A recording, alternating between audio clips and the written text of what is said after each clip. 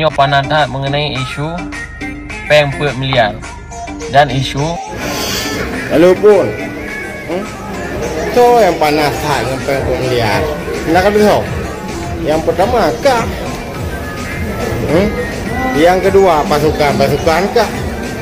Yang kedua awak Aceh yang naik Malaya. Yang keempat orang yang hanat rohun hinoi di Aceh. Yang kelima tim ombus. Yang orang yang viral.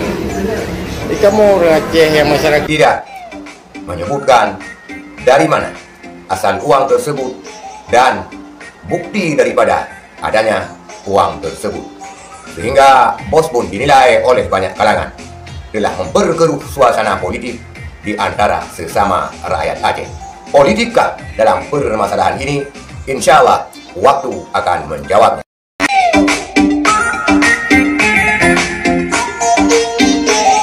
Assalamualaikum warahmatullahi wabarakatuh. Saudara Donti Makan, semoga sehat-sehat dan baik-baik saja. Semenjak diluncurkannya statement Bospon tentang uang megang anak yatim 4 miliar dikelola oleh Pang Joni, lalu dalam di media sosial tentang postingan tersebut direspon dengan berbagai macam alibi dan direspon juga dengan berbagai macam asumsi, baik cibiran maupun pembuktiannya.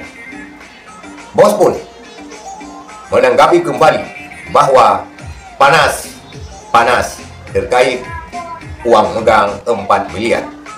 Dalam kesempatan ini, The Project of Legend ataupun Project Legend menanggapi dan mereaksi pernyataan Bospon terhadap perihal dimaksud. Benar atau tidaknya statement Bospon? Tentu kedepannya akan terbukti. Kalau Bospon salah, Allah akan membuktikannya. Kalau Bospon benar pun, Allah akan membuktikannya.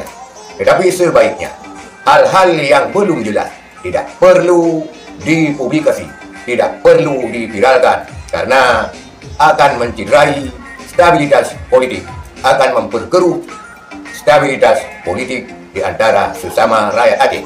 Kita lihat pernyataan daripada Project of Legend ini.